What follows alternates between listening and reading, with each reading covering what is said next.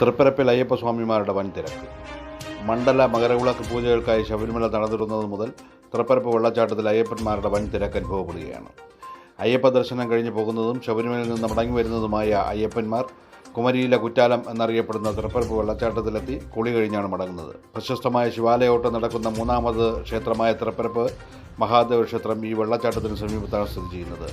മലയോര ഹൈവേ കടന്നു പോകുന്ന നെടുമങ്ങാട് കന്യാകുമാരി റൂട്ടിലാണ് ഈ വെള്ളച്ചാട്ടം എന്നതും തീർത്ഥാടകർക്ക് എത്താൻ ഏറെ സൗകര്യപ്രദമാണ്.